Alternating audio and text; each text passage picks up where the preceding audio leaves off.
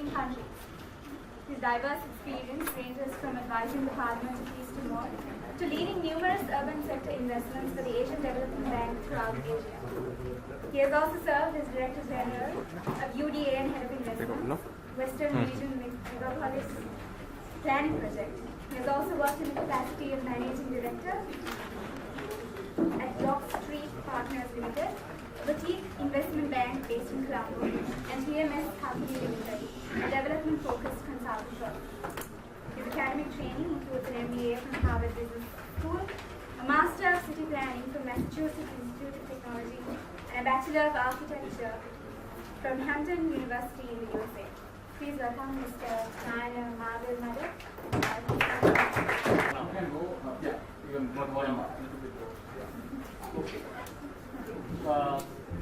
So, simple rules.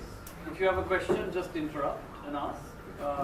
What I will do is just give you a little bit of an overview of the property industry and where things are going, why, and what's maybe more important than where things are going is for you guys to understand why things are going the way they're going.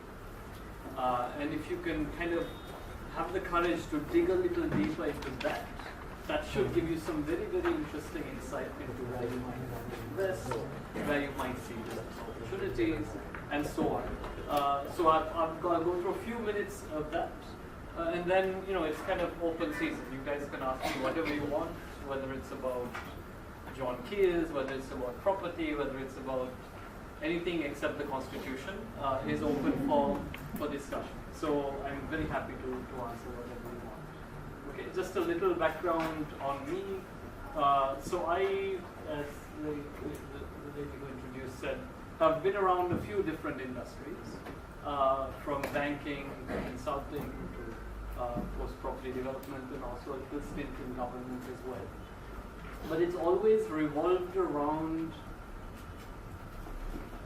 real estate in some fashion, whether it's designing buildings, whether it's managing buildings, whether it's developing them, whether it's making policy around them, whether it's trying to invest in them. And now I'm in a role where I actually try to pull a whole bunch of these things together. So let me just jump right in. At any point, feel free to interrupt me and ask questions. Okay. All right, so jumping in, the question to you guys is what you see in the press. Is Colombo 2.0, what I like to think of the next generation of Colombo, going to be a boom or a bust? That's the question. It's $1 million question, maybe 100 million. So I think it's really important, and as a city planner, I think about this a lot, to try to separate fact from fiction. And that's what I will try to do. This is a night-light satellite image of Sri Lanka. It's a time series. These are photos taken over the last 30 years, showing night lights. What that shows us is where people actually in Sri Lanka, because while statistics may capture one thing, your light on means you actually live. And what you see here in white is where people have been for the last 30 years. What you see in yellow is development that has come up in the last 20 years. And what you see in red is what's happened in the last 10. So what you see is, clearly our major agglomeration is here, and this growth is happening really along this coastal belt and in the corridor of the Kent. You see some growth here, which is Damulda, and a huge amount of growth in Jaffna and in the eastern. Most of down here is empty. Right? So when you think about what's happening in the city, you think about what's driving policy, you really need to think about where do actually people live. So it's very clear that the Western province is really our engine of growth. And that kind of plays out in the statistics when you look at what's happening in the census data. So you see growth happening, but what's interesting, if I just flip back, is the area around Colombo is growing faster than Colombo. Right? And that's what this shows. Gampaha is growing faster than Colombo. Right? And Kaltara district is catching up very fast. Right? How many of you live in Colombo district? How many of you live in Colombo city? 2 billion. 3, 4, 5. Okay, very, very few. This is another way to look at that data. Right? This is the difference in population by gene division between the 2002 census period and the 2012 census period. What blue shows is the population going down. What brown shows is the population going up. So what this is showing you is Colombo is empty and moving to the suburbs. Okay, so Colombo city is getting depopulated. The fringe of Colombo, the population is growing, which is why you have these huge kind of issues with traffic. And you see this when you look around the city, but the fabric of Colombo is really, really changing. It's obvious, it's intuitive, but then the question again is, and I would encourage all of you as kind of people just going into business of varieties of different kinds, why? Why is it? And you look beyond the obvious, right? So here's one reason. We all know this. Colombo land prices are going up, right? So we track this at John Keyes, the central bank tracks this as well. And you can see Colombo land prices kind of dramatically going up to the point of, what, in this area, 15, 16 million bucks a per. You go towards Fort, maybe top above 20 million a per. Colombo City or CMC limit land prices are really going up. And this is what's happening to the suburban land prices, which is just outside of CMC. Again, these prices are rising, not as rapidly. Okay. So again, you can find all this kind of data on the central bank websites and various. But the question is that the only thing that drives up? You shake your head. What else? They want to show a high lifespan. Yeah. They go and get a bigger land for cheap prices. Yes, they try. Yes. They try to, as well as they look for value for money. Yeah. Which is where they go out. Okay. As well as it's less congested. So people look for different things, and they want this whole thing of status, and then what you spend to keep up your certain status. One of the important things, though, to think about is what is really happening to the top. When you look at what's driving people out of the city, it's not really only housing cost. It's your total cost of housing, right? And really that includes construction, that includes several other things. It's mostly land and construction, right? So this is the housing cost index, which is tracked by the Central Bank of Sri Lanka, and you can see the trends on this. It's gone up by almost 50% for the last 10, 15 years. So housing costs are really going up, and because of that, when you combine land and housing, living in the city at this point is prohibited for most people. Hence we have this migration. It has little to do with the land price per per. It's like you can't buy 6 purchases to build a house. Right? What's also interesting about what's happening in this industry is while land prices are going up, the cost of construction is going up. So the cost of a home is actually going up. We have a banking industry which is really underperforming. You guys are fairly young. When you go to a bank and ask for a mortgage loan, for example, most of the banks will ask you to prove that you really don't need the money, so they can lend you money. Not in the exact same way, but they will ask you for all kinds of security. Your incomes may not be enough to support it. So our housing mortgage industry is dismal. And if you look at the number of people that take mortgages, it's a very, very small fraction. So when you look at the overall economy, we have something in the order of 5% of GDP in mortgages in the banks. That sounds like a lot, but it's not. Because you take a country like India, it's about 40%. You can take the UK, it's 80%. So it's not surprising that we can't afford it, because we are not getting access to finance. Yeah. So this compounds this problem where you have a base level of land prices going up, you have housing construction costs going up, you have access to credit being low, and these three combined creates a really kind of dangerous situation. You compound this with another problem. The other problem is, as you said, our preferences for how we want to live. How many of you here live in a house which is actually on the ground, as in versus an apartment? How many of you live in a house?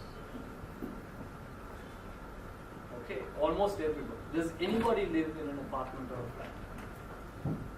Nobody. You do. One person. That is precisely the problem. Oh, maybe two people. Fine. That is precisely the problem. You walk around the Western province and you will see this kind of scenery and these kinds of signs everywhere. What we do is we take productive land, we break it up into plots of 6 to 10 perches, and we sell it. And somebody builds a single-story structure and sits on it for 50 years. It's a very low density of development, which means it's very land intensive.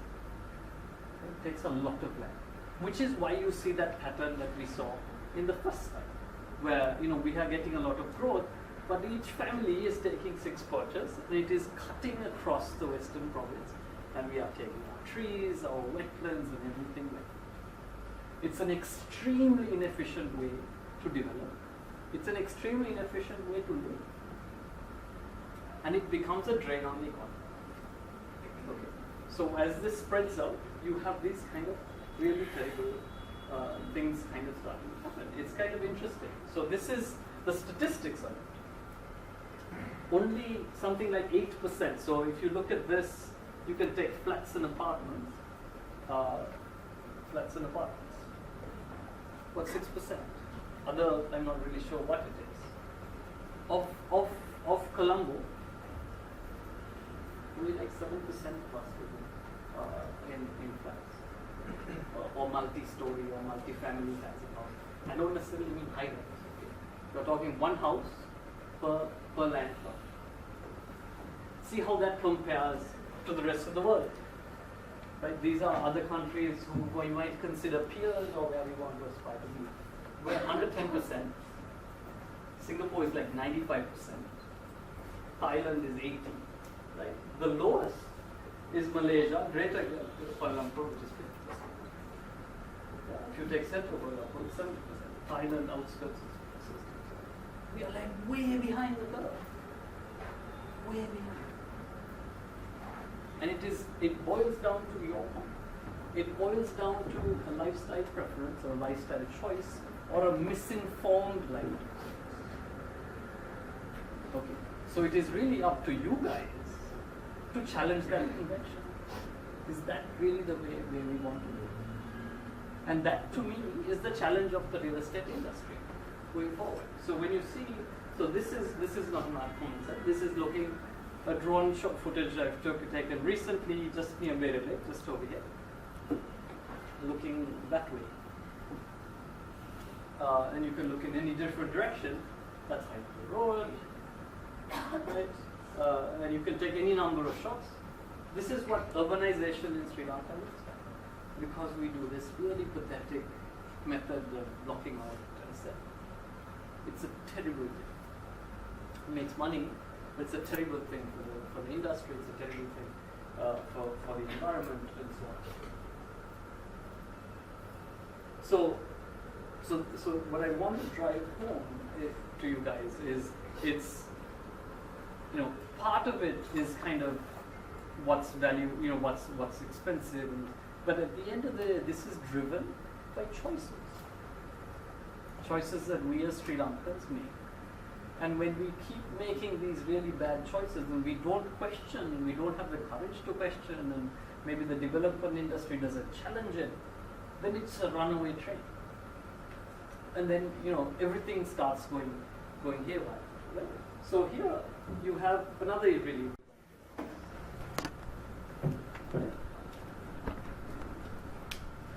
And this is a problem. And this is what you see. When you go to any city in Sri Lanka, you see this over and over and over and over again. So while we complain, next time hopefully somebody complains to you about traffic, you will know why. You cannot widen roads and solve this problem. You have to change behavior at a mass scale, at a country scale. We have to do this. This is travel speeds in Colombo. Peak time travel. Right now we're under 8 kilometers an hour. Anybody who has commuted in from wherever you all live, the majority of you live outside of CMC, and you come in every day. How many hours do you spend? How many hours do you spend? 1.5 hours coming in, 1.5 hours getting back. That's 3 hours a day. On average, we spend 3 to 4 hours. Most of it's about 1 million people. So what's interesting is if you again think about this, 3 hours a day, 5 days a week, for your whole life, is about 8 years of your life. So you're spending 8 years of your life sitting in the car, doing nothing, just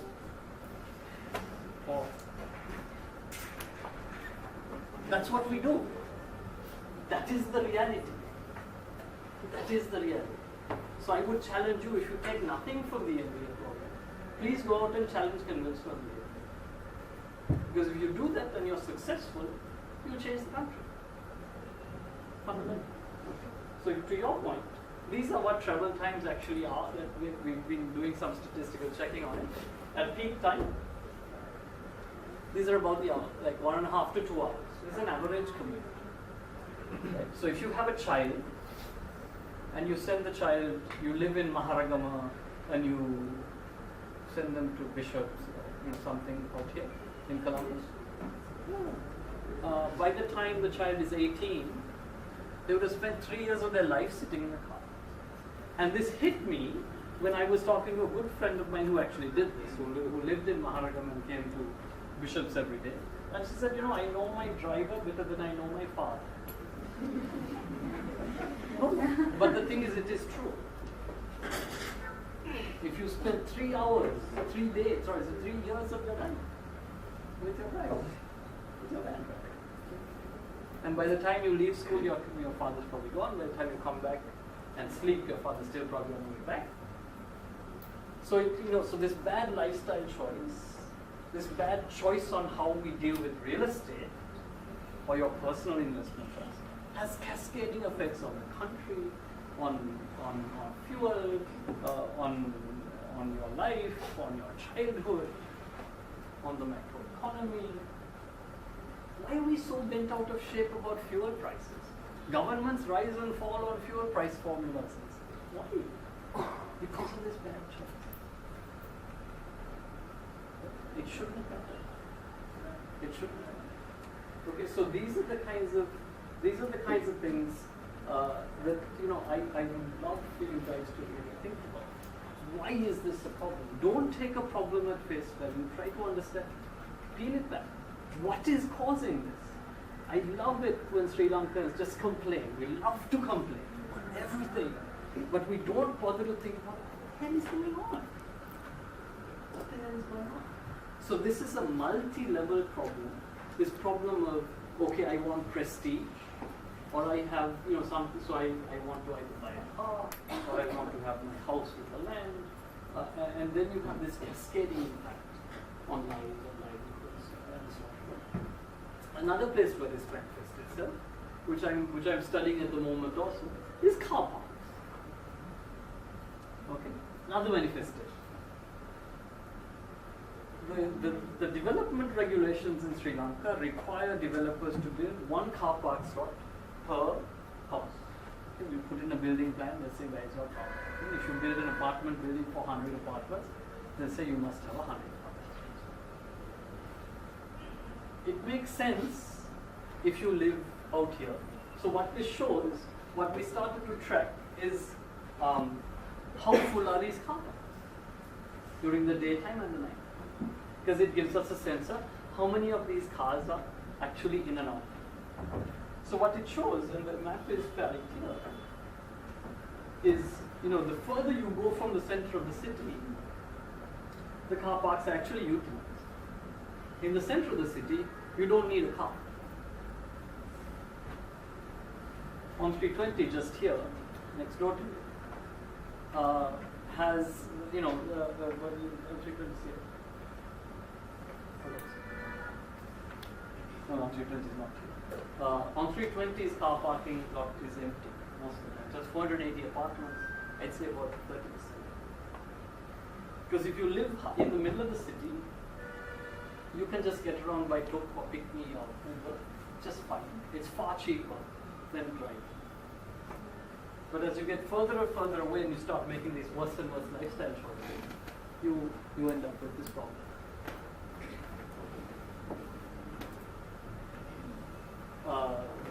Sorry, here's another interesting. So the further you go from Colombo, the more you get this parking requirement, because it's a function of so many things, right? It's got a function of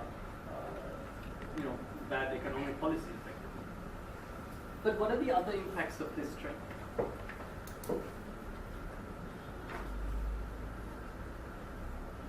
It affects the way we think about so many things.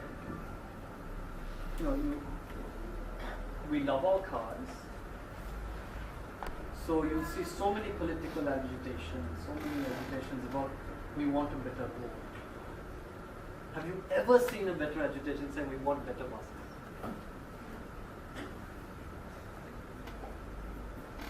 Have you ever seen an agitation saying we want better trains?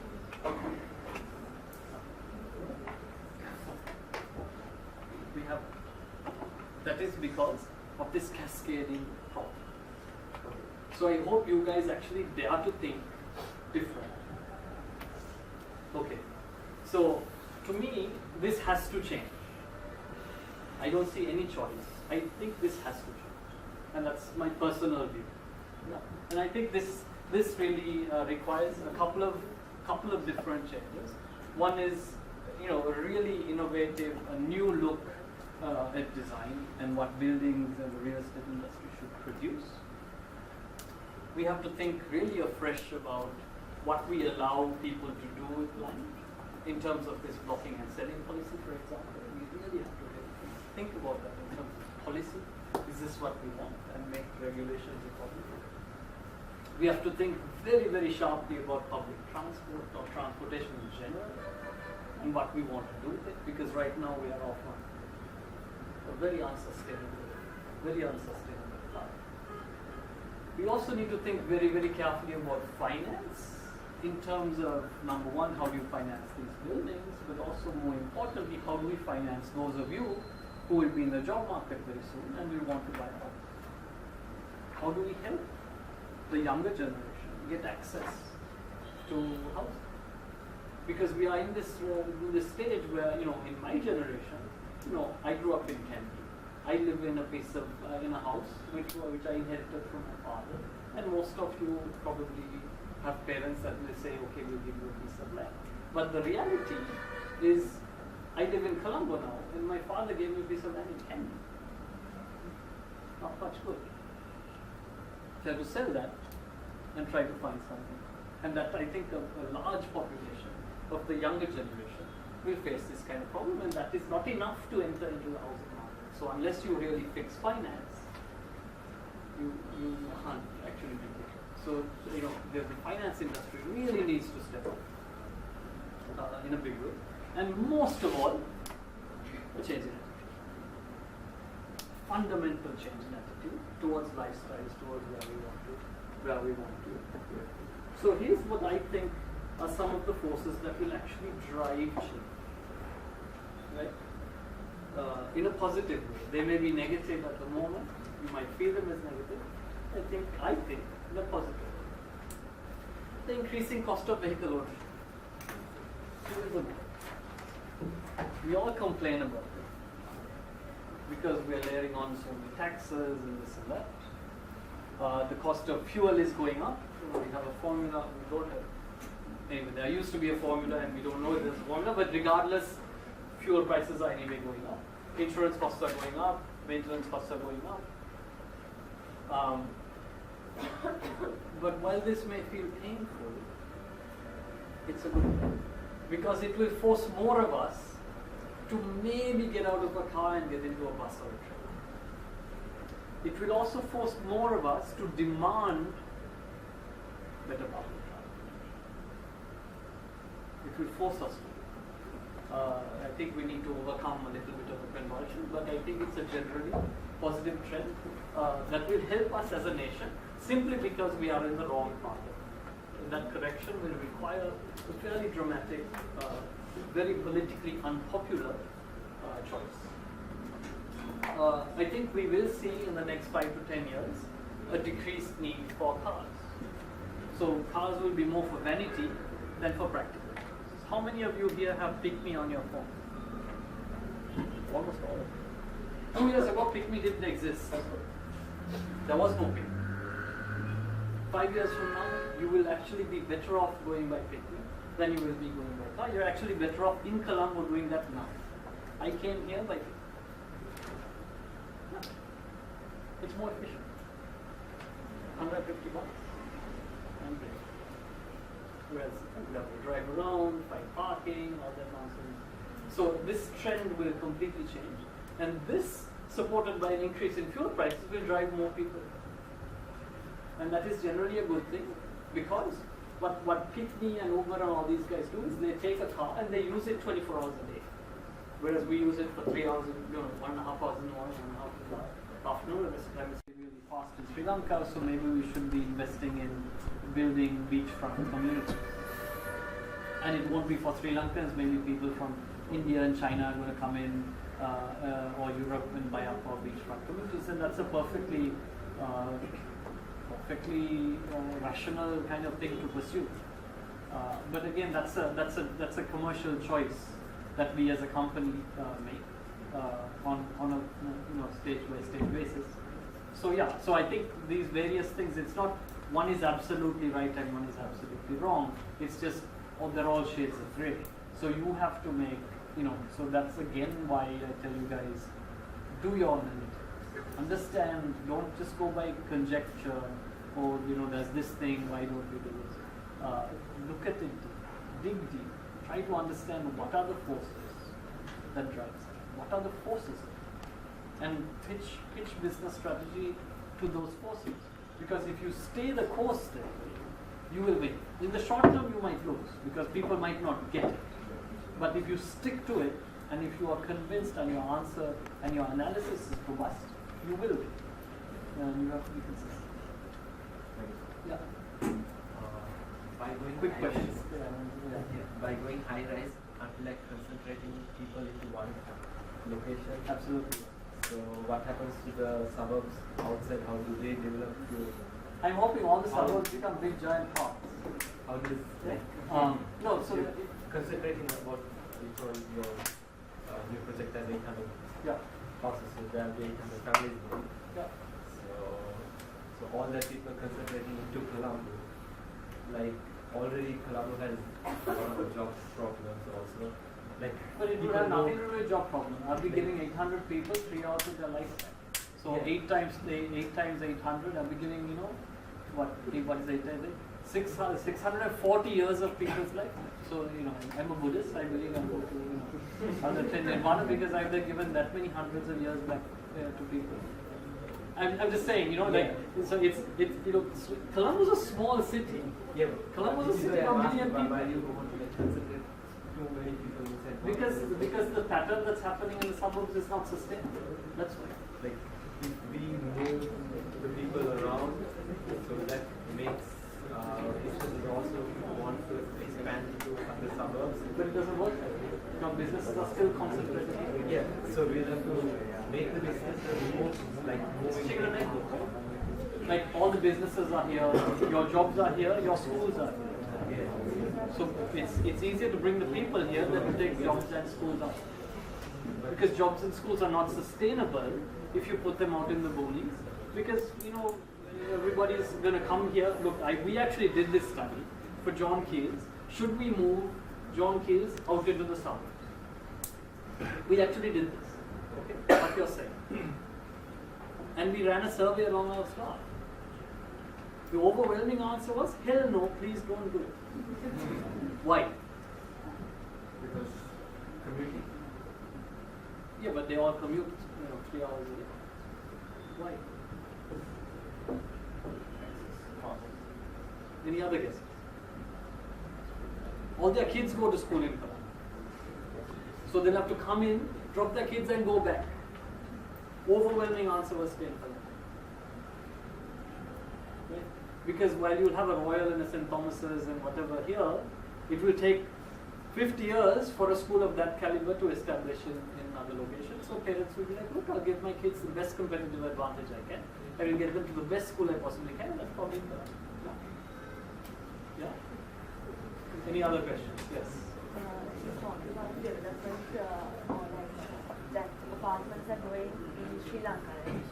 So can we know about the international context, like what's the future in real estate in the international market? Look, I can't speak with authority on this because you can't generalize the whole globe. Yeah? But what you see, in a lot of markets, this kind of becomes a little cyclical because lots of countries you have, this huge surge of build-up, and there's a mismatch sometimes between supply and demand. So sometimes you get an oversupply situation, and then you have corrections that happen. And all of that's what happened with as a global, the U.S.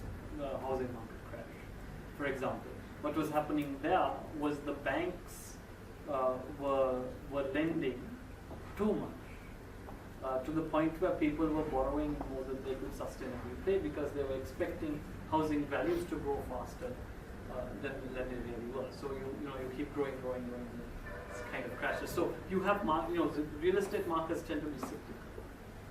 And that's quite normal in most parts of the world. And it's again a regulator's role to try to monitor that, and they adjust that with the interest rates and other regulations to control it. So I don't know that I'm directly answering your question, but I think it's difficult to say, look, this is going to happen in other places, this is going to not, without doing enough deep analysis on a particular one.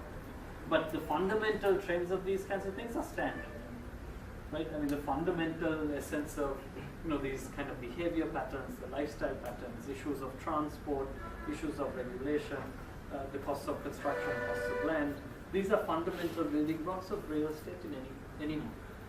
But the nuances of it, of course, will be right. Any other questions? We've got a few more minutes before I can So now for apartments, so the price ranges vary from the apartment deals, right? Yeah, it depends. That's a choice. That's a commercial choice. Yeah. So I think the cinema, the buildings are near where the port. So once the port city is done, the cinema buildings is have a nice view of the port city. You're talking about cinema life, yes. Yeah. So once port city comes up, do you think the price, the value of the land obviously goes high? So do you think the cost of living in that area would be higher? So do you think the normal people would be able to afford that? Well, I don't think rich people are also normal people. They're just rich. But I mean, I take your point. I think the cost of housing in that part of the city will go up because land prices will go up. But I think the cost of a kotu will be the same. So so that's what I mean. Like the fundamental cost of entering that space will be a little higher because as development happens in certain areas, prices will go up, but that doesn't mean your cost of living there versus say Colombo 5 versus Rajagiri is going to be that substantially different. Yeah. I'll take maybe 2 more questions and then I actually have to. So you will be aware about this financial crisis happening in the next few years? In Sri Lanka? Yeah. Well, we'll see when it happens. Yeah. If it happens, so how it will be related to real estate? So are we negatively? Yeah, so this is what I think. The financial crisis is if we can't pay our debt. Right? I mean that's a potential scenario. Hopefully it will not happen. But if it doesn't happen, what will most likely happen is interest rates. Like our currency will devalue. If our currency devalues, what happens? Construction costs will go up. Construction costs because we import steel, we import cement, we import lots of our building materials, so construction costs will go up, which will make it harder for you to access housing. And if this starts to change, interest rates will start to change, which will make mortgages even more difficult. So have you have any plans if that happens? Now you all are coming up to these apartments. Will you think customers will be coming up to? Yeah, so we will have to start to look at which segments can survive something like that and target product accordingly. Any solutions? Like I said, I can't talk about constitution. Thank you. One last question. So with the current political situation, one of the obstacles that the real estate in Sorry, with the political situation? I think that's the same kind of question. Like, look, it's a question of uncertainty, right? So a house or an apartment is the biggest investment most of us will ever make in our life. And if a situation in a country is a little bit volatile, we will say, look, do I want to put my entire life savings, or do I want to save it for when I migrate to Australia, right? So, you know, people will think twice before investing in large investments. And that will affect the industry at large, and it will not only real estate, it will affect across the board. So let's hope that we get, you know, we resolve this one way or the other. Okay, I have to go, but I think my time is also up. Thank you very much, and you know, any other questions you can email them across to me, and I'll be happy to. On behalf of the class, we would also like to thank you, sir. Since you have to give the answers, we would also like to give the same.